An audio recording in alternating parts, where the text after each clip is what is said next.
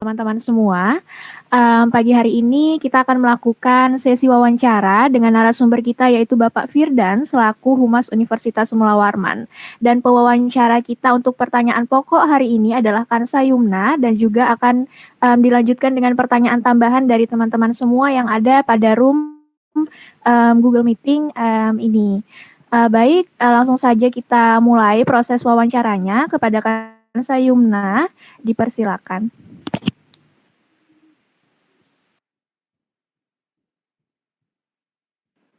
Baik, Bapak. Saya dan teman-teman udah menyiapkan pertanyaan. Saya langsung ke pertanyaan pertama ya, Pak. Oh ya, Pak. Pertama sebelumnya saya boleh tahu Bapak udah bekerja di bidang kehumasan ini dari kapan ya, Pak? Oke, baik. Untuk aktivitas kegiatan kehumasan, kalau saya pribadi sudah sejak tahun 2011. Iya, Oktober 2011. Kedengaran ya suaranya ya? Agak kecil sih, Pak, sebenarnya, Pak. Halo, cek, tes. Ya, lumayan. Iya, saya juga baru pertama kali nih pakai Google Meet nih. Kayak gini kurang familiar juga. Soalnya Zoom meeting ini, Pak, dari kemarin bermasalah terus ngebuk gitu dia.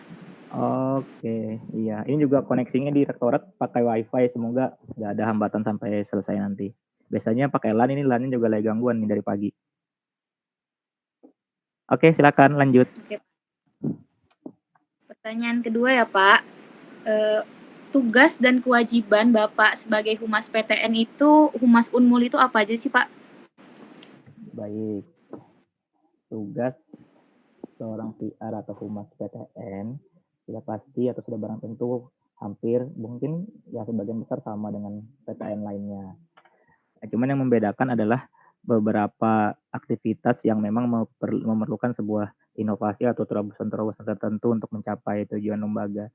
Yang pasti kalau ditanya tugas dan fungsi cukup banyak, tapi secara garis besar seperti yang adik-adik sekalian pelajari di kampus dengan mata kuliah tertentu, yaitu adalah yang paling utama dan paling utama sekali adalah menjaga citra, meningkatkan citra atau meningkatkan reputasi lembaga. Itu yang paling utama. Caranya untuk mencapai tersebut ada beberapa hal, terutama kalau kita di sini di Humas PTN ya. Mungkin Humas PTN dengan Humas swasta pasti berbeda ya, orientasinya juga berbeda, karena sasarannya juga berbeda, sudah barang tentu gitu. Beberapa lagi tugasnya yaitu menjalin kemitraan juga dengan lembaga lain, menjalin komunikasi internal dan eksternal, seperti saat ini juga bisa dikatakan seperti itu. Dan hal-hal lain lagi yaitu berhubungan baik tentunya dengan media, cetak maupun elektronik. Itu beberapa uraian tugas yang ada di Humas, khususnya Humas PTN yang ada di Unmul, yang pada dasarnya muara utamanya yaitu meningkatkan atau menjaga reputasi lembaga, seperti itu.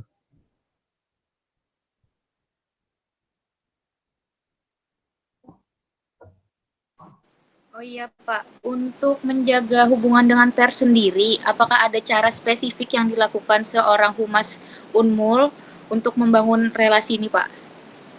Iya, betul. Itu salah satu hal yang sangat penting untuk dilakukan, karena seperti rekan-rekan ketahui bersama, peran pers sangat besar untuk sebuah lembaga atau institusi seperti itu ya. Karena pers memiliki kekuatan di situ, kekuatan teori agenda setting yang dia miliki, mereka bisa menghitamkan bahkan memutihkan sebuah lembaga.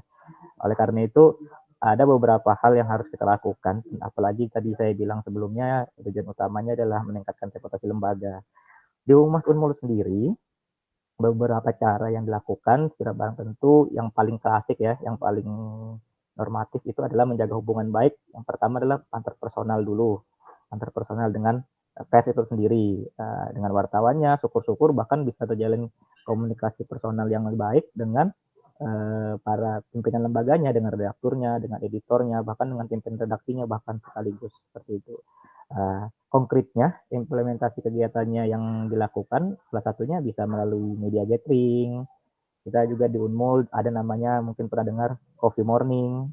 Nah, mungkin karena sekarang kondisinya lagi pandemi juga belum ada dilakukan sih untuk tahun ini dan tahun kemarin. Biasanya kita juga pernah melaksanakan coffee morning. Di sana kita juga bisa mengundang teman-teman media maupun lembaga-lembaga eksternal lainnya. Hubungan baik itu yang harus kita jaga. Intinya prinsip seorang humas adalah tidak pernah menutup-nutupi informasi apa saja yang ada di lembaga, tapi muaranya tadi adalah tetap meningkatkan lembaga tadi. Jadi teman-teman media itu jangan hanya kita tempatkan pada saat kita perlu saja. Contoh ada hal yang perlu kita publikasikan, baru kita panggil nih mereka. Tentu kecuali kalau memang mereka wartawan editorial ya. Karena kan teman-teman pasti tahu tuh ada media massa yang punya editorial. Nah, artinya yang berbayar kan. Udah pasti kalau kita bayar udah pasti naik kan beritanya. Nah, tapi yang menjadi tantangan utama itu adalah bagaimana caranya tanpa kita bayar, karena ada hubungan baik tadi, karena simbiosis mutualisme tadi, apa yang kita sampaikan itu sampai di media mereka. Lebih-lebih kalau media mereka, media yang banyak membacanya, cetak maupun online, seperti itu. Jadi kurang lebih kalau konkretnya hubungan media yang kita sampaikan di Humas sendiri yaitu kita menjaga hubungan antar personal sendiri, dan kita pernah juga beberapa kali melaksanakan kegiatan-kegiatan seperti coffee morning tadi, atau media kita sebut media gathering, tapi kita kemas dalam sebuah kegiatan yang bernama coffee morning tadi. Biasanya direktorat sih caranya, seperti itu. Oke, baik Pak. Saya lanjut ke pertanyaan ketiga ya Pak. Selain skill untuk berkomunikasi sendiri, keahlian apa sih yang harus dimiliki seorang humas yang bekerja di PTN, terutama Unmul nih Pak? Baik. Kalau untuk skill sendiri atau kemampuan soft skill maupun hard skill sih sebenarnya biar lebih lengkap kan kegiatan itu sendiri, selain kemampuan berkomunikasi dengan tutur bahasa yang baik agar kita dapat goodwill dari atau kita dapat image bagus dari orang lain, yaitu kemampuan yang lainnya harus dimiliki adalah kemampuan menulis ya, saya pikir. Dan itu juga mungkin diamini sama teman-teman humas yang lain. Kemampuan menulis, selain itu juga sekarang mungkin menulis ya cukup penting juga, tapi kalau kita lihat fasenya sekarang lebih banyak orang lebih senang menghabiskan waktu tidak untuk membaca, karena sekarang memang sudah satu kelemahan kita juga literasi membaca yang kurang ya. Kalau dulu oke lah, orang masih banyak membaca koran, masih banyak membaca majalah dan lain-lain. Nah, jadi kemampuan lagi selain menulis, kalau untuk ya bisa kita bilang Humas 4.0 lah ya, di evolusi industri seperti sekarang ini, kemampuan desain juga sangat diperlukan. Kemampuan menulis, kemampuan desain sangat diperlukan. Nah, kemampuan desain itu banyak lagi turunannya. Selain desain grafis, bisa video editing, dan lainnya. Nah, tidak kalah penting juga sih, karena di sebuah hasil video atau sebuah hasil desain itu kan perlu sebuah naskah ya. Nah, jadi memang muaranya juga kemampuan menulis juga harus diperlukan. Tapi dari kemampuan menulis tadi itu harus berkembang. Jadi selain kemampuan komunikasi, kemampuan menulis, kemampuan desain. Seperti itu sih kalau untuk saya.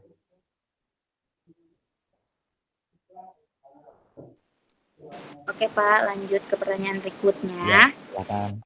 Kan untuk untuk mencapai tujuan tentu humas itu perlu alat. Alat-alat apa aja yang digunakan oleh seorang humas, terutama Unmul, untuk melaksanakan tujuan ini, dan alat apa yang paling berfungsi lah Pak, istilah yang paling efisien untuk digunakan? Oke, baik. Alat atau media ya sebenarnya tepatnya yang kita gunakan. Nah, saya mungkin balik lagi biar diketahui juga. Dulu waktu saya masih baru yang tadi saya sebutkan di awal tahun 2011 bergabung di sini, saat itu masih alat-alat atau media-media mainstream yang digunakan. Contoh media majalah kampus seperti itu kan, atau misalnya website segala macam itu. Nah, website sampai sekarang juga masih.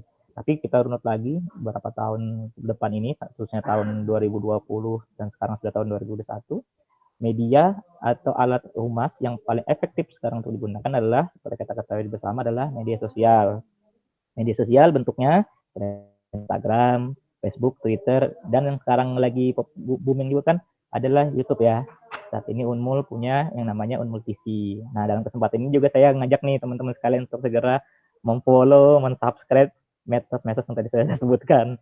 Karena semakin banyak follower kita, semakin banyak, apalagi kita sendiri, Citrus Akademika itu semakin membantu untuk publikasi kita semua di lembaga yang kita cintai ini. Seperti itu.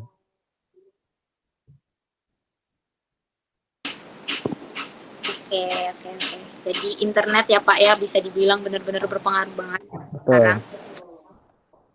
Untuk pertanyaan dari saya nih Pak yang terakhir, kan kita tahu sekarang masa pandemi itu apa-apa sulit ya Pak ya. Apakah tugas PR ini semakin berat dan apa aja nih tugas yang bikin berat di masa pandemi ini? Lalu bagaimana cara Bapak untuk mengatasi tugas-tugas ini?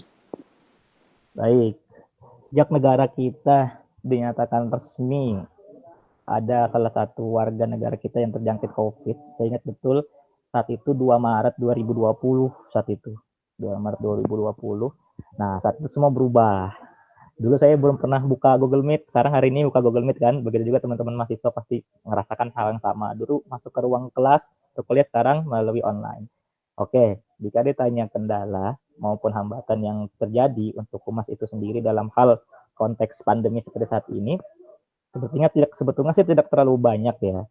Oke, saya sebutkan kendalanya dulu yang paling ya sebetulnya tidak terlalu besar tapi juga cukup berpengaruh terhadap informasi-informasi yang kita sampaikan. Taruh hal kita setiap tahun di Humas Unmul mempunyai tugas untuk mensosialisasikan dan mempromosikan lembaga dalam bentuk dalam konteks penerimaan mahasiswa baru. Nah, penerimaan mahasiswa baru.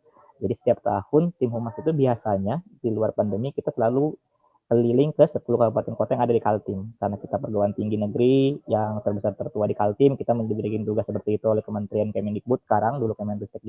Saat itu kita semua keliling untuk menyampaikan sosialisasi terkait penerimaan mahasiswa baru.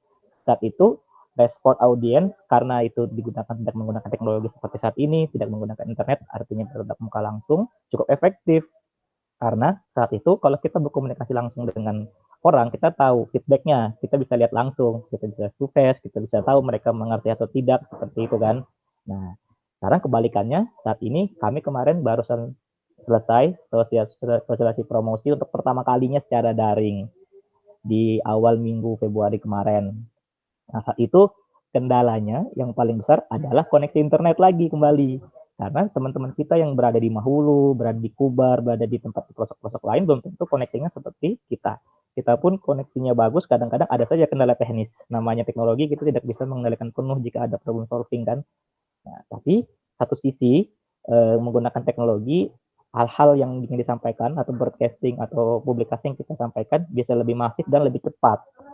Beda halnya kita kayak saya dulu ceritakan tadi sosialisasi, kita perlu waktu berhari-hari untuk sampai ke Mahakam Ulu. Saya sudah pernah sampai ke Desa Longbagun sana sampai paling ujung Kalimantan itu sudah pernah sampai. Nah, kendalanya kita terpacu oleh waktu, tenaga, biaya kan. Nah, tapi sisi positifnya menggunakan teknologi lebih cepat hal-hal itu kita sampaikan seperti itu. Jadi intinya pada dasarnya dalam era pandemi peran tugas kami sebenarnya sih tidak jauh berbeda dengan saat tidak pandemi. Hanya saja kendala-kendala sedikit yang bisa kita temui saat ini adalah teknologi yang kadang-kadang tidak bisa kita kendalikan, tidak bisa kita melakukan kegiatan-kegiatan langsung seperti itu. Jadi kendalanya itu bagi Humas PTN di masa pandemi itu sebenarnya teknologinya sendiri juga ya Pak ya? Iya. Dari saya itu aja sih Pak. Mungkin akan saya kembalikan ke MC dulu. Bersalinda silahkan. Oke, baik. Terima kasih. Oh iya Bapak, mengenai tadi jawaban Bapak yang menarik banget dan pertanyaan dari Kansa yang juga bagus. Saya punya pertanyaan Pak untuk Bapak. Kan di masa pandemi berarti kendala Bapak untuk PTN, sebagai humas PTN kan berarti kendala di jaringannya ya kan Pak? Otomatis kan informasi atau tujuan dari humas tersebut akan terkendala juga. Apakah Bapak punya strategi Pak untuk mengatasi itu? Iya, betul. Bagus pertanyaannya. Jadi, contoh kita tarik lagi seperti event yang tadi saya sebutkan sebelumnya, yaitu sosialisasi promosi ya. Karena bulan-bulan ini rekan-rekan sekalian perlu diketahui dari bulan Januari sampai nanti Maret itu kan ada beberapa proses penerimaan mahasiswa baru seperti yang kalian dulu pernah juga masuk di SMPTN, SBMPTN dan terakhir jalur mandiri. Kalau disebut tadi strategi dalam menghadapi kendala-kendala tadi, kendala tadi saya sebutkan teknologi internet. Misalnya di tempat kita tidak terkendala, bisa saja di tempat kita menyampaikan terkendala kan, seperti itu. Contoh tadi kadang-kadang di daerah pelosok itu tidak sampai koneksi internetnya. Jadi misalnya pada saat kita menyampaikan sesuatu terhambat, mereka tidak bisa tahu apa yang kita sampaikan. Strateginya adalah khusus, saya beri contoh khusus untuk sosialisasi promosi tadi. Setelah kita menyelenggarakan sosialisasi promosi secara langsung menggunakan Zoom meeting saat itu dengan 600 partisipan, kami mengantisipasi untuk hal-hal atau informasi-informasi yang tidak sampai atau tidak jelas, kami menyiapkan sebuah kanal khusus atau sebuah hotline khusus dalam bentuk WA group, karena WA group itu terbatas jumlah partisipannya, cuma hanya sekitar 300 ya, nggak nyampe kali itu. Kami bikin lagi, sekarang juga sudah cukup populer, saya rasa teman-teman juga sudah punya aplikasi Telegram. Kami juga bikin channel Telegram untuk menampung pertanyaan-pertanyaan mereka untuk terus belajar ruang diskusi. Satu lagi, website Unmul, jika misalnya khusus yang tadi saya bilang momen sosialisasi promosi kayak sekarang, semua informasi-informasi terkini sudah kami upload di web Unmul. Jadi sekarang tinggal yang bersangkutan aja nih, aktif melihat gitu. Jadi strateginya gitu, strateginya khusus untuk misalnya konteksnya sosialisasi promosi yang sekarang kami lakukan, kami membuat grup channel Telegram, grup WA grup, dan mengupload sebuah kegiatan-kegiatan terkait yang kami sampaikan kemarin sosialisasi di web Unmul. Begitu juga yang lain, misalnya pengumuman-pengumuman penting. Sekarang kalau dulu kami bisa menyampaikan langsung ke orang, sekarang kami semua sudah kami upload di website. Seperti saat itu juga, seperti dulu juga seperti itu sama, begitu. Kurang lebih strateginya. Oke Pak, tadi kita sempat lupa sih, seharusnya sih di awal ya bertanyanya mengenai biodata Bapak nih. Kita belum kenalan soalnya dari nama, kesibukannya, domisilinya kan Pak ya. Boleh dong Bapaknya kenalan dulu gitu. Baik, ya nggak apa-apa. Yang penting sudah kalian record kan ini? Udah ya? Oke, aman ya. Ya, nama saya Firdan Farizal, alumni Ilmu Komunikasi, angkatan tahun 2027, lulus tahun 2011. 2011 ya, 2011 kalau nggak salah. Pokoknya itu nggak lama-lama lah saya di kampus tuh pokoknya. Saat ini bekerja di Subbagian Humas Rektorat, Biro Perencanaan Kerjasama dan Humas, di bawah Wakil Rektor Bidang Perencanaan Kerjasama dan Humas, yang membidangi kehumasan. Seperti itu. Tempat tinggal di Jalan Juanda 8, Gang Blimbing 6, nomor 7 RT 7. Nomor telepon udah ada tuh sama si Hansa ya. Seperti itu kurang lebih. Oke. Iya, oke Bapak. Baik, berarti domisilinya Bapak di Samarinda ya? Betul, Samarinda. Iya. Oke, untuk teman-teman yang lain, apakah ada yang mau bertanya lagi? Masih panjang durasinya. Bapak mau maaf mengganggu dulu ya Pak sebelumnya. Iya, masih ada waktu, aman aja. Ini mata kuliah apa? Atau tugas atau apa? Tugas kelompok ya kayaknya ya? Iya Pak, tugas public relation. Oke, semester berapa kalian ini? Semester 2. Maba ya. Iya, maba. Sebentar lagi bukunya ada tingkat kok, tenang aja. Sebentar lagi sudah ada tingkatnya. Ya silahkan yang lain, yang mas-masnya silahkan. Ocha ada di sini nggak Ocha? Pak, selamat pagi. Pagi. Saya sih sedikit penasaran ya, kira-kira Humas Unmul dalam melakukan kegiatannya untuk menjalin hubungan baik dengan publik internal maupun eksternalnya, kira-kira mempunyai ciri khas tersendiri nggak Pak dibandingkan dengan PTN maupun dengan PTS yang lain? Oke, baik. Kalau ciri khas sendiri, tentunya ya sebentar saya berpikir dulu ya. Sepertinya ada sih paling, tapi ya mungkin nggak bombastis banget, nggak tapi spesial banget. Tapi kalau untuk menjaga hubungan sendiri, eksternal dan internal, itu beberapa sih inovasi sudah kami lakukan. Untuk sekarang ini, kami sih biasanya untuk menjalin relasi itu banyak berkomunikasi sih, karena memang sekarang pandemi, beberapa hal yang kita bikin, misalnya kita bikin acara gathering, tapi kita kemas itu tidak formal, biasa-biasa aja, semi formal gitu. Tapi kita harus juga tentukan siapa publik kita. Kalau misalnya publik kita para pejabat kan nggak mungkin juga tuh kadang-kadang kita bikin yang nggak formal kan. Tapi kalau misalnya kita menjalin relasi dengan teman-teman media, dengan teman yang kami sekarang banyak kontak itu, ada tingkat kalian, siswa-siswa SMA kelas 3 yang mau masuk PTN, seperti itu. Ciri khas kita sih paling kalau menyampaikan informasi-informasi dengan mereka menggunakan gaya-gaya bahasa yang kekinian, seperti itu. Karena kalau di humas itu, kita nggak boleh tua sebenarnya, walaupun usia sudah bertambah, tapi kita harus tetap mengikuti zaman. Nah, sekarang ada TikTok. Humus juga punya TikTok, seperti itu. Bahkan dulu kita pernah dalam suatu sesi formal nih ya, dengan sekalian formal nih, saya lupa acara apa itu di lantai 4 rektorat itu, saat itu masih baru-baru booming TikTok. Nah, tadi itu menjawab pertanyaan ciri khas tadi. Kami juga nggak mau kalah.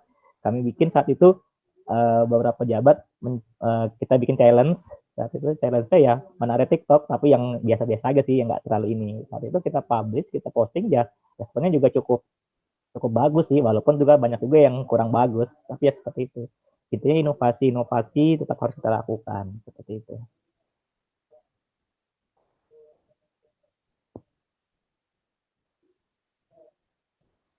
Baik, terima kasih Pak atas jawabannya. Sama-sama. Pak, halo Pak. Silakan, Iya. Iya, tadi kan Bapak ada bilang kalau ada juga hambatan yang pas COVID nih Pak. Nah, saya penasaran sama hambatan atau masalah-masalah yang Bapak hadapi pas di masa-masa awal Bapak Mbak, merintis karir sebagai humas itu. Yang 2011 atau pas masa awal-awal gitu, seperti apa sih Pak masalah yang dihadapi gitu? Oke, berarti ini ya, kendala dalam ini kali ya, kendala dalam bekerja atau menjalankan peran sebagai humas gitu kali ya. Kendala. Iya. Oke, baik.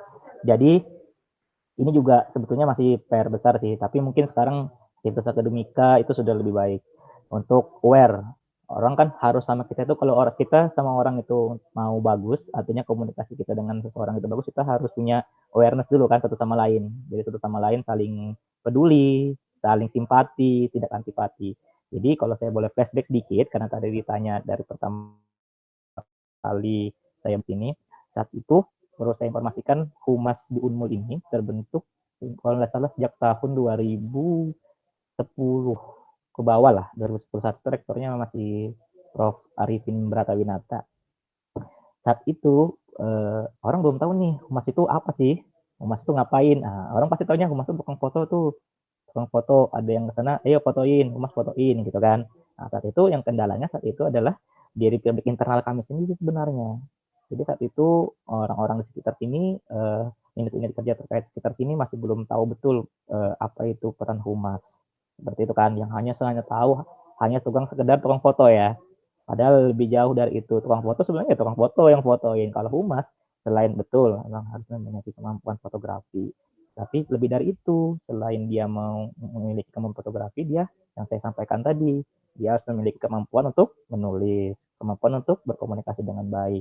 Nah, jadi saya dulu baru pertama kali gabung, awareness tadi itu, kesadaran tadi itu, knowledge tadi itu yang belum banyak diketahui, khususnya di publik internal sendiri, di kalangan internal sendiri.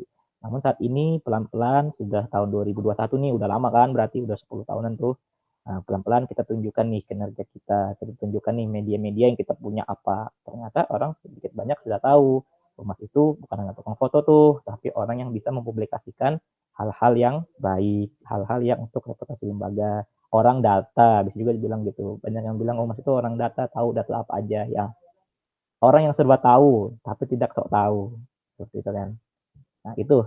Jadi kalau saya pribadi sih gini, rekan-rekan sekalian ya. Sebelum kita membangun image lembaga kita sendiri, kita harus punya tugas besar, kita membangun image kita sendiri dulu. Sebelum kita membangun image lembaga kita. Jadi kita harus punya personal yang baik, gitu.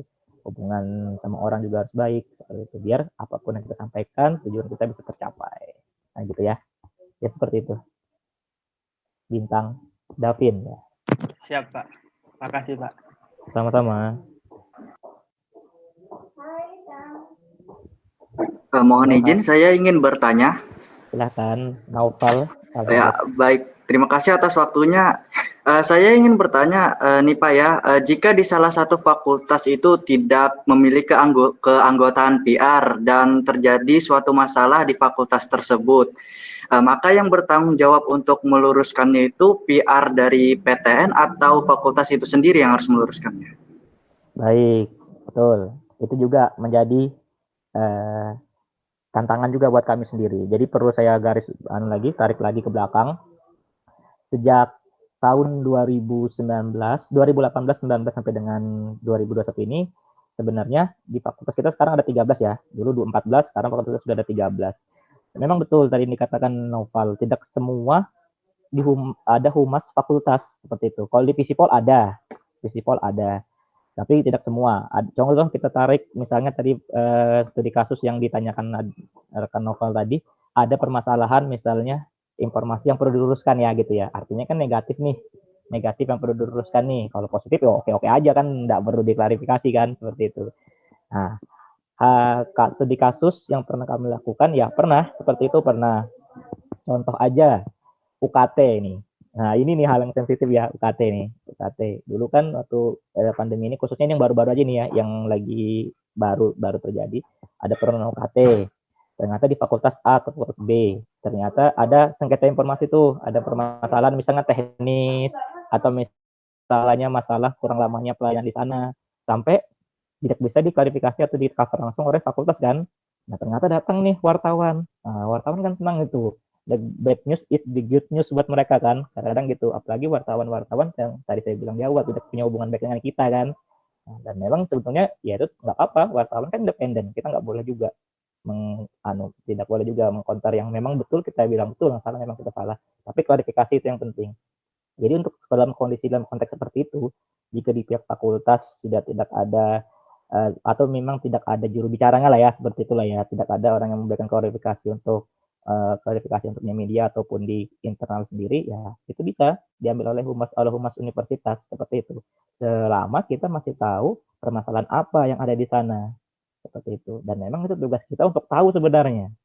Jadi kita koordinasi. Jadi dengan pihak-pihak fakultas itu, walaupun belum ada unit khusus yang ada humasnya, tapi minimal ada orang-orang, misalnya bagian TU, bagian akademik, atau bagian apa yang minimal dia tahu tentang fakultasnya. Nah, kita harus rajin menjalin komunikasi. Perlu diketahui juga, Humas Unmul saat ini konsisten beberapa tahun terakhir, sudah 2 tahun terakhir menggelar rapat koordinasi humas seluruh Unmul. Jadi di sana ada humas fakultas dan juga humas rektorat, gitu ya. Atau di fakultas yang tidak ada humasnya, didatangkan yang sedikit banyak mengetahui tentang informasi ya, bagian TU, bagian apa gitu kan. Kalau siap ada humasnya. Nah, kami sudah membuat juga grup seperti itu, grup koordinasi, platform WA grup gitu. Nah, jadi nanti di situ informasi-informasi apapun, setiap informasi publikasi yang kita share juga ke grup yang tadi. Jadi komunikasi terus berjalan. Nah, satu lagi nih yang penting juga, yang ini mungkin nggak tahu, yang tidak terlalu banyak yang tahu ya, ini agak panjang nih, bagus soalnya. Jadi saat ini, kalau adik-adik lihat, karena adik-adik masih maba nih ya, mungkin belum tahu banyak, kita punya namanya Lapor, layanan aspirasi online rakyat. Habis ini bisa di-search deh. Nah, itu sebuah aplikasi yang sebenarnya sangat paten untuk digunakan saat ini dalam konteks keluhan, tapi dalam konteks layanan pengaduan tentang keluhan di lembaga, khususnya di Unmul. Nah, nanti itu yang mulai langsung kami di Humas, melalui koordinasi Ibu Kasubag saya yang mengkoordinasikan laporan-laporan itu. Nah, baru minta kami stafnya untuk menyelesaikan permasalahan-permasalahan atau pertanyaan-pertanyaan yang muncul. Dan itu pun harus kita jawab. Karena perlu rekan-rekan ketahui bersama, aplikasi itu diawasi langsung oleh Kantor Staf Kepresidenan, Kemenpan RB, dan Ombudsman. Nah, ngeri kan kalau nggak dijawab itu. Jadi, kami, Ibu Kasubag Humas, dan kami stafnya, itu yang mengelola langsung aplikasi itu. Jadi itu isinya banyak tentang keluhan. Kayak tadi yang Ade Noval bilang, misalnya ada keluhan gimana. Nah, jadi kita pasti tahu, pasti masuk di aplikasi kita, dan kita harus menjawab dan diberi waktu. Dan diberi tanda jika tidak terjawab, jika setiap per 3 bulan sekali masuk laporannya ke rektor. Jadi ketahuan nih yang belum dijawab, ini yang sudah dijawab. Jadi kita pasti dicek. Nah, mungkin habis ini adik-adik bisa lihat tuh aplikasinya apa sih, aplikasi lapor bisa dibaca. Itu salah satu juga tadi saya tambahkan, salah satu media yang dikelola oleh Humas, khusus untuk pengaduan layanan. Seperti itu. Sementara itu. Apa suara saya terdengar? Terdengar ya, Muhammad Iqbal. Silakan. Novel tadi sudah cukup ya? Ya, Pak. Terima kasih Pak atas jawaban. Ya, baik, sama-sama. Iya, Pak. Ngomongin soal UKT nih, Pak. Oke, dalam mengatasi masalah isu, misal seperti demo mahasiswa beberapa waktu yang lalu gitu, Pak. terkait UKT kan kemarin. Ya, betul. Metode apa yang digunakan untuk mengatasinya gitu, Pak? Apakah secara positif dengan menambah penilaian publik atau secara defensif, Pak, membela diri? Terima kasih. Mantap ini pertanyaannya nih, betul. Jadi kemarin di era pandemi muncul kebijakan menteri akan adanya pembebasan UKT, pengurangan UKT, dan UKT dibayar secara berangsur ya, Muhammad Iqbal ya. Ya, jadi itu ada aturan dari Kementerian Pendidikan dan Kebudayaan yang harus kami ikuti karena kami struktur organisasinya di bawah langsung kementerian ya. Ya saat itu muncul beberapa regulasi. Pimpinan, khususnya dalam hal ini pemimpin tertinggi di lembaga ini rektor, membuat beberapa peraturan-peraturan. Beberapa peraturan yang dituangkan dalam sebuah SK, artinya resmi, yang harus diikuti oleh si para mahasiswa-mahasiswa yang ingin menurunkan UKT-nya atau sebagainya. Pasti muncul polemik saat itu. Namanya uang ini, rekan-rekan sekalian, banyak ribut, sedikit juga pasti ribut kan gitu. Jadi khusus konteksnya kalau dibilang humas saat itu kita menanganinya seperti apa, waktu itu saya ingat persis demonya kalau salah 2 kali demonya itu. Aksi yang terjun langsung ke rektorat. Nah itu bahaya juga sebenarnya di era pandemi ada aksi ya, tapi nggak apa-apa. Mahasiswa kan punya cara sendiri untuk menyampaikan aspirasinya, mungkin melalui dan seperti ini kurang efektif lah karena nggak tetap muka langsung kan, dia nggak bisa pakai toaknya kan, nggak bisa teriak-teriak gitu. Nah, jadi walaupun saat itu juga ada pertemuan secara daring. Jadi kalau kami sendiri, Humas, melakukannya gimana nih, defensif atau ofensif nih, bertahan, membela diri atau menyerang atau mengkonter atau nggak tahu gitu kan. Jadi setiap ada aksi, khususnya tadi yang kemarin UKT, kami kalau Humas nih, kerjanya Humas nih ya, selalu pertama meminta tuntutan aksinya. Teman-teman pasti kalau teman-teman yang resmi, teman-teman yang lembaga-lembaga hima itu pasti kan dia punya tuntutan aksi kan. Jadi setiap mereka aksi di sini, Humas harus ada tuh di bawah. Selain dokumentasi, dia minta dulu tuh tuntutan aksinya apa. Nah, dari situ dipelajari, dilihat apa sih tuntutannya. Nah, terus kaitannya apa yang bisa kita sampaikan berdasarkan peraturan yang sudah dibuat rektor. Saat itu muncul wartawan banyak, malahan setiap aksi muncul online, segala macam. Ya, kita nggak apa-apa, siap dikritik, siap juga kita klarifikasi kan. Nah, jadi kalau Humas sendiri saat itu menjadi mediator aja, seperti bagaimana fungsinya menjadi mediator, tapi yang pembicara langsung untuk mengklarifikasi hal itu pejabat yang terkait, dalam hal ini WR2, Bidang Umum Keuangan, atau rektor langsung. Nah, jadi kami hanya sebagai mendamping, Bapak Rektor, Bapak WR2, ini yang diminta mahasiswa, baru kami rumuskan bersama bagaimana klarifikasinya. Seperti itu. Makanya kemarin sampai 2 kali kan, jadi aksi sekali, ya, Pak Rektor memberi klarifikasi, aksi lagi kami siapkan fasilitasi online, ternyata sedikit yang hadir. Aksi lagi, dijelaskan lagi. Jadi pada prinsipnya, Humas tidak pernah tidak tahu, tidak pernah defensif. Sebenarnya kalau defensif kan berarti pengertian bertahan ya. Nggak boleh sebenarnya bertahan juga. Intinya harus klarifikasi. Tapi nggak boleh juga ngomong asal atau menyalahkan satu pihak saja seperti itu. Jadi kita lihat dulu persoalannya. Ya harus gitu. Itu prinsipnya negosiasi, lobbying kan itu harus jalan ya. Itu kurang lebih Muhammad Iqbal. Semoga bisa terjawab. Iya, terima kasih Pak. Sangat jelas jawabannya. Ya, alhamdulillah.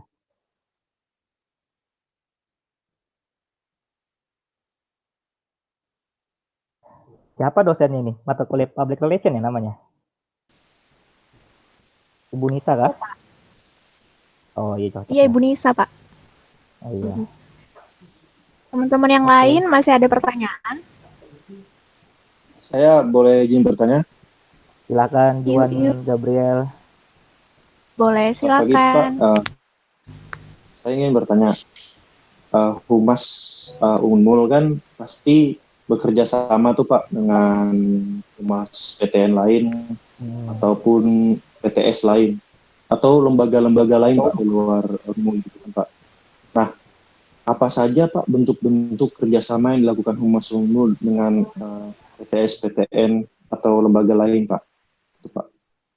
Baik, betul.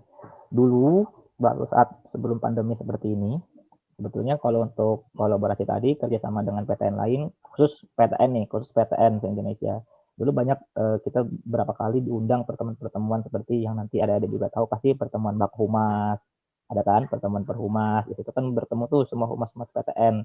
untuk berkolaborasi, bertukar informasi, diskusi, dan sebagainya. Nah, kalau bentuk konkretnya, selain dengan Humas PTN, lembaga dan eksternal lainnya, kalau kami di Humas itu, satu kerjasama, contoh nih, sebetulnya sih bukan PTN. Kalau PTN sih mungkin sama aja ya, isunya yang dilempar sama, mungkin tentang kemahasiswaan, tentang akademik, seperti itu. Nah, tapi kemarin ada beberapa ini, peran kita juga, karena kita Humas itu kan langsung di bawah Kepala Bagian Kerjasama dan Humas. Jadi orang Humas itu satu struktur dengan orang kerjasama. Nah, nyambung kan? Jadi Humas mediatornya, nanti kerjasama eksekusi bentuk kerjasamanya, seperti itu. Yang terbaru, kerjasama sebetulnya bukan dengan PTN atau dengan lembaga, tapi dengan sebuah yayasan. Yayasan yang mungkin pernah dengar ya, namanya Tanoto Foundation ya. Itu dulu biasanya sering kasih beasiswa, nggak tahu deh sekarang masih, kalau saya sih sekarang dosen. Kalau dulu ini, itu sebuah yayasan non-benefit, yayasan ini pendidikan. Nah, di situ kami berkolaborasinya adalah kerjasamanya adalah membuat pelatihan kehumasan saat itu. Nah, kami mengundang dosen, mengundang humas-humas yang ada di fakultas untuk belajar bareng nih. Nah, narasumbernya juga bagus, narasumbernya wartawan Antara, bahkan saat itu Humas UI pun hadir. Nah, saat itu kapasitas kita sebagai Humas Unmul hanya sebagai penghubung aja, kita nggak ngeluarin biaya, kita nggak ngeluarin cara untuk menghubungkan dengan narasumber, semua diurus oleh pihak eksternal atau pihak Tanoto Foundation tadi. Kenapa bisa itu terjadi? Karena itu tadi, karena ada jalan komunikasi yang baik dengan kita. Terciptanya hubungan yang saling menguntungkan, seperti itu. Karena di lembaga tadi tersebut, Tanoto Foundation tersebut juga orientasinya adalah pengabdian ke masyarakat, seperti itu. Kami punya publiknya, kami punya pesertanya, jadi kita join.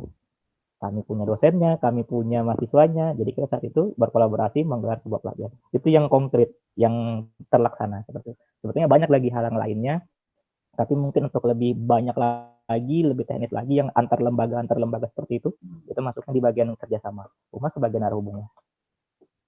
Seperti itu.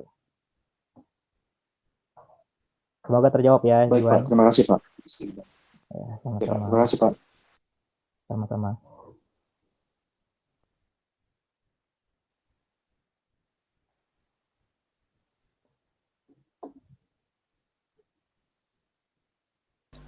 orang ya kalian ini ya? Iya. Iya, silakan. Silakan Rani. Izin masuk, Pak. Silakan. Iya. Tadi kan saya sempat dengar mengenai menjaga image terlebih dahulu, image pribadi terlebih dahulu, baru mencoba untuk menjaga image atau memang harus menjaga image lembaga, khususnya Unmul sendiri. Jadi pertanyaan saya, apakah secara tidak langsung Humas Unmul ini menjadi humas bagi pejabat-pejabat di rektorat ya Pak?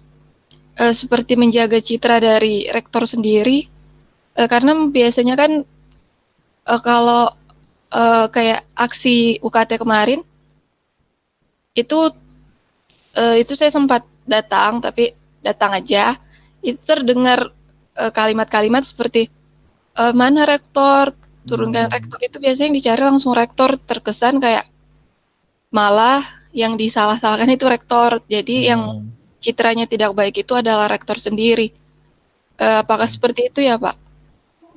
Terus juga jika iya, apakah memang seperti itu SOP-nya, menjaga citra pejabatnya sendiri gitu Pak? Itu aja Pak. Terima kasih. Baik. Oke.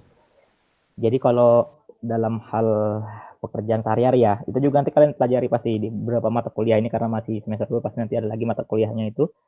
Jadi kalau sebenarnya citra yang dijaga itu sebenarnya wajib yang dijaga tadi, citra itu adalah citra lembaga itu sendiri. Lembaga di tempat kita bekerja nih. Nah, di situ ada humasnya. Sudah tugas kalian itu sebagai tim, kayak kami di sini ada ber-9. Dipimpin oleh kepala subbagian. Ada berarti stafnya dari 8 ya. Nah, jadi kalian berdelapan ini atas bimbingan kepala subbagian harus menjaga citra nih, bentuknya apa aja. Mau bikin grafis, bikin desain grafis apa aja, bikin tulisan, bikin apa, konferensi pers, YouTube, segala macam. Nah, jadi tadi saya tangkap pertanyaannya, apakah yang dijaga itu juga sampai ke personal pribadi ya. Itu kan tadi maksudnya daerah ini kan. Nah, sampai rektor gitu. Karena dalam konteks-konteks misalnya aksi kemarin rektor kayak diolok-olok gitu kan. Secara nggak langsung kan citra rektor ini aduh gimana gitu jadi jelek gitu sebagai pejabat publik yang mungkin dilihat rendah ya, walaupun saya yakin orang macam-macam perspektifnya. Jadi kalau fungsi itu sendiri muaranya adalah lembaga, citra lembaga sendiri yang dijaga. Kalau citra lembaga dijaga, otomatis orang-orang yang ada dalam lembaga itu juga sudah tercover citranya sebenarnya. Seperti itu. Nah, yang saya katakan tadi adalah kenapa kita juga harus jaga image kita sendiri. Kalau itu sih saya tips saya sendiri sih, saya sendiri. Kenapa kita harus jaga image kita dulu? Karena memang seorang petugas humas itu nantilah kalian belajar atau mata kuliahnya pasti itu etika kehumasan segala macam. Belum aja nanti pasti ketemu tuh nanti sama Bu Nisa atau sama siapa lah nanti diajarkan. Nah, itu karena seorang humas itu harus tampil secara baik. Pertama, maaf ya, bukan ini ya, bukan body shaming atau body apa ya, atau penampilan. Pokoknya pertama good looking dulu, baru statementnya harus bagus, seperti itu kan. Penampilannya harus bagus, nggak boleh urakan lah ibaratnya gitu kan. Tutur katanya harus baik yang digunakan. Nah, itu otomatis image-nya kan bagus nih ke personal sendiri. Nah, dari situ dasarnya dia akan meningkatkan personal lembaganya. Kalau citra lembaganya udah bagus, udah pasti orang yang ada di dalam lembaga itu udah bagus semua di mata publik citranya. Walaupun kita nggak bisa memegang persepsi orang itu baik terus sama kita. Nggak bisa dong. Pak Rektor misalnya kebijakannya bagus semua, nggak mungkin bagi sebagian, oh iya, iya betul Pak bagus. Tapi sebagian orang ada yang resistensi. Apalagi kayak kemarin masalah UKT, pasti ada yang dirugikan. Walaupun kalau saya sih nggak mau juga, saya berpatokan, oh iya bagus kebijakan rektor, nggak boleh juga sih. Kita kan harus punya dua sisi nih, dua pembanding nih. Kalau misalnya orang itu keberatan, kenapa dia keberatan? Kebijakan apa yang membuat dia berat? Nah, itu kita sebagai umat itu harus menjadi mediatornya. Jadi seperti itu. Jadi kalau misalnya ditanya image mana nih yang citra mana nih yang harus dijaga dulu nih? Kalau saya pribadi sih berpendapat yang paling pertama ya citra lembaga itu sendiri. Karena kalau citra lembaga itu sendiri Unmul sudah bagus di mata masyarakat dalam berbagai hal, walaupun nggak mungkin semua hal kan. Nah, siapa yang bisa bangun? Karena itu tusinya humas yang bangun melalui berbagai cara strategi. Ada kan mata kuliah strategi kehumasan itu. Nah, itu otomatis orang-orang di dalamnya sudah tercover. Berarti orang juga melihat, oh ternyata pelayanan publik di humas bagus ya, walaupun pasti ada beberapa juga yang komunikasinya nggak bagus, melayani males-malesan, ya kan? Orang admin seperti itu. Tapi kalau kita bangun citranya bagus, kembali lagi kayak sekarang penerimaan mahasiswa baru. Sebetulnya humas kan sebagai marketingnya sebenarnya, jualan untuk para orang tua siswa sendiri kuliah di Unmul. Kan gitu. Unmul Surakarta A, kuliah kampus terbesar dan tertua di Kaltim. Saat ini punya proyek IDB yang sangat ada 7 gedung yang dengan fasilitas dunia. Nanti kami ada bikin artikelnya, nanti kami publish. Nah, itu kami sebagai marketing. Makanya nanti ada lagi mata kuliah marketing komunikasi. Pasti kalian nanti dapat tuh. Tapi ini di awal saya kasih tahu curi-curi dulu nih, saya kasih tahu. Nanti pasti kalian ada. Jadi nanti humas itu ya jualan, ya marketing juga sebenarnya. Tapi karena kita ini lembaga pendidikan, lembaga non profit, yang kita cari bukan uang, yang kita cari adalah public trust ya, kepercayaan publik sama kita gitu. Nah, sebetulnya sih cara nggak langsung sih uang juga ya, kalau masih banyak kesini ya bayar UKT dapat duit juga sebenarnya.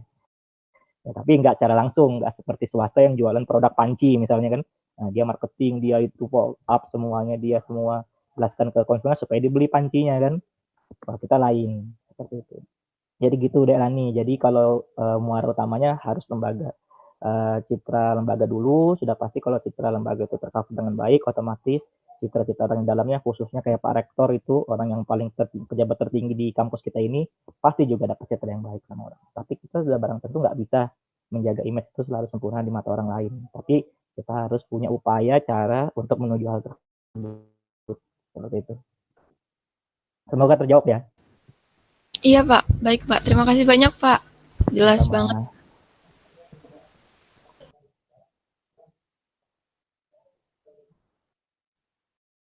Silakan Ahmad Taufal.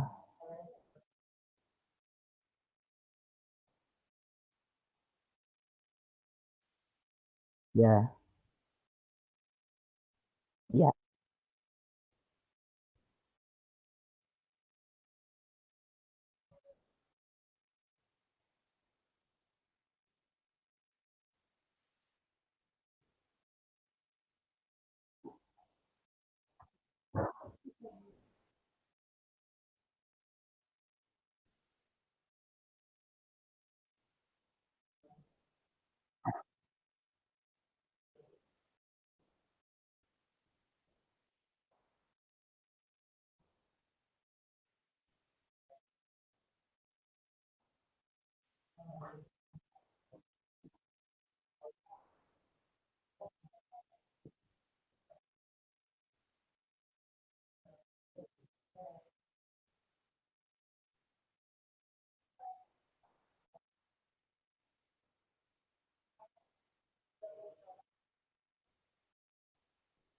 Oke, terima kasih.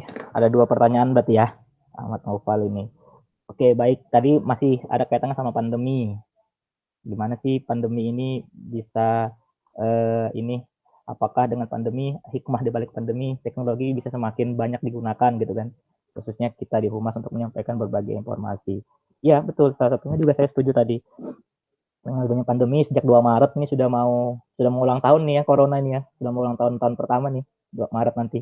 Kalau kalau kita ambil tanggal 2 Maret masuk Indonesia kan, nah berarti sejak saat itu, sejak bulan Maret sampai ke belakang, gini, biasanya kami di Humas itu sudah barang tentu dengan fakultas angkatan 13, jumlah pegawainya ribuan ya, tendik maupun dosennya kan. Ada lembaga-lembaga terkait di dalamnya. Udah pasti itu biasanya setiap tahun. Pasti kan dia banyak kegiatan tuh. Pasti dia banyak kegiatan, banyak event ya, event nasional maupun internasional. Kita di Humas sudah pasti ada dalam situ. Misalnya ada event nasional lebih-lebih internasional, pasti kita punya tugas untuk mempublikasikan. Kita mendokumentasikan kegiatannya, tapi tadi bukan tukang foto lah ya, dokumentasi. Kadang-kadang bingung juga tuh. Kadang-kadang ada satu acara suruh foto sampai selesai acaranya loh. Terus kalau kita sampai selesai acara nungguin foto, kapan kita ngetik beritanya kan gitu kan. Makanya kadang-kadang itu tadi PR kita masih beda tuh. Tukang foto sama dokumen sama humas tuh kadang-kadang berbeda tipis dia orangnya anggapnya. Nah, jadi dengan adanya pandemi ini hal-hal yang tadi saya sebutkan tadi seperti tahun 2018, 2019 yang misalnya di bulan-bulan tertentu di pertengahan bulan itu banyak kegiatan, artinya semakin sedikit. Ada yang tertunda, ada yang dibatalkan bahkan, atau ada dilaksanakan secara daring, via Zoom, via apa. Nah, tapi tetap aja pasti ada kendala kan, kadang-kadang koneksinya yang tadi saya sudah sebutkan di awal. Jadi dengan adanya pandemi ini, kami di Humas, ya betul, tadinya mungkin Zoom itu tahu nggak sekilas-sekilas aja, padahal kayak aplikasi Zoom kan sebenarnya platform yang sudah sangat lama ya, sudah ada sebenarnya. Tapi dipakai untuk kalangan tertentu, nggak pernah kayak kita gini. Sekarang mau nggak mau jadi pakai Zoom kan.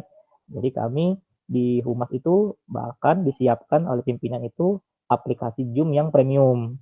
Artinya disiapkan yang sudah kalau yang gratisan kan 45 menit ya, sama jumlahnya kan terbatas nih. Jadi kami disiapkan itu sebuah dibelikan berbayar gitu menggunakan anggaran yang ada memang di kami untuk digunakan dalam hal menyelenggarakan seminar, lokakarya. Jadi kami jika selain jadi tukang apa ya publikasi, sekarang ini mendadak nih dari pandemi di situ jadi operator co-host, live streaming. Nah itu tadi yang perbedaannya nih si Ade Ahmad ya, perbedaannya tuh jadi sekarang Unmul TV itu lebih banyak menyiarkan live streaming jika ada kegiatan-kegiatan yang dilaksanakan secara daring.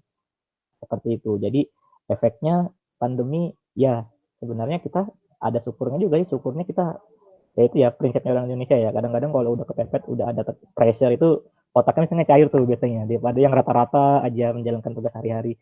Nah, masuk 2020 kemarin sudah pandemi, kita terpaksa berpikir nih, yang tadi saya bilang kadang-kadang acara jadi banyak, ternyata acara jadi sedikit, jadi kita harus jemput bola. Kita harus keliling ke fakultas, cari-cari isu apa Pak, Bu, yang menarik. Kalau kita naikkan beritanya, untuk mengisi konten majalah, mengisi website, dan sebagainya. Seperti itu. Jadi kita malah lebih harus proaktif gitu sebenarnya.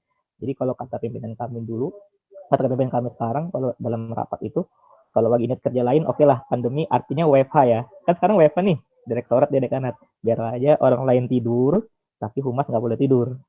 Humas tetap kerja. Nah, dalam konteks selamatan sendiri, ya kerjanya menggunakan teknologi. Jadi sedikit banyak lebih dipaksa menggunakan teknologi. Jadi sekarang handphone ini lebih cepat habis baterainya dan paketnya. Karena lebih sering membuka Zoom, lebih sering streaming kalau kita lagi di rumah ya. Kalau di kantor kan bisa pakai fasilitas kantor. Oke, semoga terjawab ya. Biar nggak kepanjangan yang pertanyaan nomor 2 nih. Bilang rekan Ahmad tadi, evaluasi apa aja yang dilakukan dan kapan itu harus dilakukan. Ya, betul. Jadi kami di Humas ini melalui koordinasi Wakil Rektor Bidang Perencanaan Kerjasama dan Humas, Dr. Bohari, kami rutin setiap tahun menyelenggarakan rapat koordinasi yang diundang yang dihadiri oleh humas-humas fakultas, walaupun nggak semua, atau orang yang membidangi humas di fakultas. Di situ kami melakukan evaluasi, di situ kami melaksanakan strategi-strategi hal-hal apa yang kami lakukan. Itu ya, itu biasanya pertengahan tahun. Di akhir tahun itu evaluasi. Jadi tadi pertengahan tadi itu pertemuan koordinasi. Di akhir tahun itu biasanya evaluasi. Nah, tahun ini kita ngapain aja sih? Apa sih yang kurang gitu kan? Apa yang kurang? Apa yang harus kita lakukan? Oke, kita rumuskan. Biasanya nanti kayak kemarin saya barusan rapat koordinasi dengan wakil rektor. Ini actionnya. Udah awal tahun nih, udah Januari. Apa yang harus kita lakukan?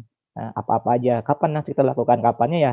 Kita bisa lihat kalau misalnya sekarang kayaknya sudah bisa lakukan, Pak. Kenapa? Karena kita sudah punya akun Zoom meeting yang sudah sampai 5.000 misalnya. Kita bisa gelar ini. Oke, laksanakan. Kenapa sekarang bisa dilakukan? Karena kita udah punya kamera baru, kita udah punya studio baru nih. Ini Humas juga punya studio baru nanti di gedung ICT Center yang IB itu, punya studio broadcasting di situ. Nah, dari situ kami bisa lakukan. Kapan kita action? Sekarang, nanti udah bulan lagi. Seperti itu. Tentunya evaluasi dan strategi-strategi dan action yang harus kapan kita lakukan itu selalu kami lakukan dalam pertemuan-pertemuan rentan waktu setahun. Seperti itu. Nah, satu lagi ini nyambung lagi nih, yang tadi saya bilang ada fasilitas baru. Nah, ini juga saya sebetulnya mengajak teman-teman, khususnya mungkin anak ilmu komunikasi ya, walaupun sih kami nggak membatasin, tapi mungkin karena passion kalian, bidang keilmuan kalian di dunia jurnalistik juga, di bidang public relation dan komunikasi, kami mengajak nih teman-teman yang ini, mahasiswa untuk berkolaborasi. Saat ini kami memiliki beberapa fasilitas. Di FISIP juga saya punya fasilitas studio ya. Kemarin saya sama Bu Indonesia pernah ngecek. Nah, kita bisa nih kolaborasi. Siapa tahu sini ada yang pintar bikin konten, ayo kita bikin konten sama-sama. Siapa tahu sini ada yang bisa menulis artikel, ayo kita kolaborasi sama-sama. Seperti itu. Apalagi kalian sudah dengar sekarang ada program Kampus Merdeka ya. Nah, Kampus Merdeka pengganti nilai SKS. Nah, itu kan asik tuh. Dari hobi kalian, misalnya hobi fotografi, bisa dimanfaatkan hobi editing video. Nah, bisa kita berkolaborasi. Tapi itu yang tidak di luar forum ini, nanti kita bicarakan. Itu ya kali ya, kepanjangan kali ya, Ahmad Noval. Semoga terjawab.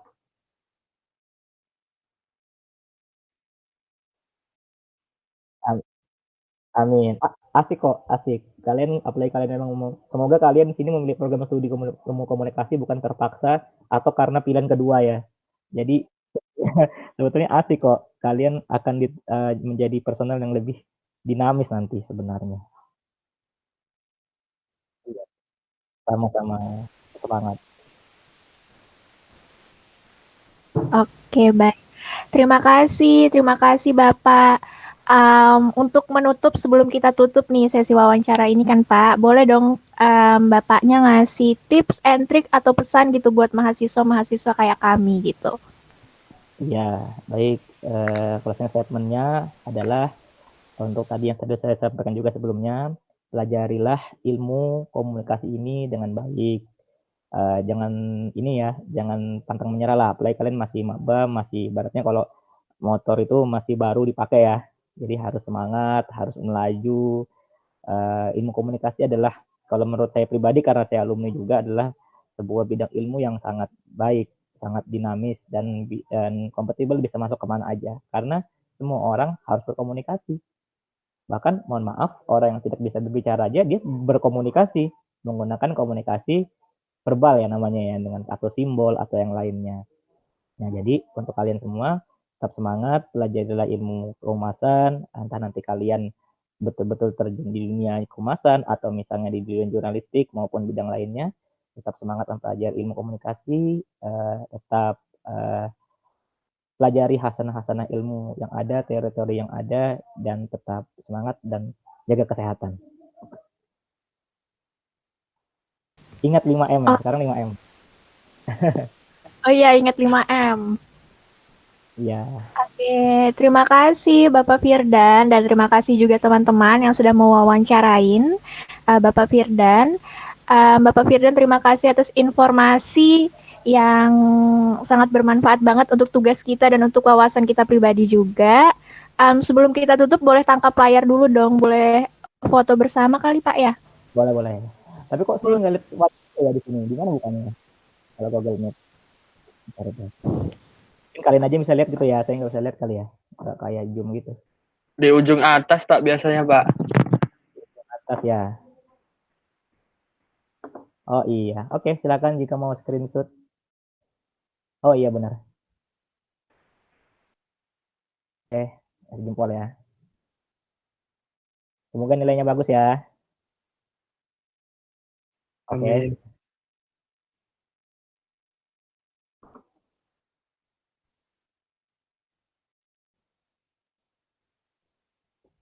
Jangan lupa di-share ya, Ahmad Noval ke saya. Salam sama Bu Hairunisa ya.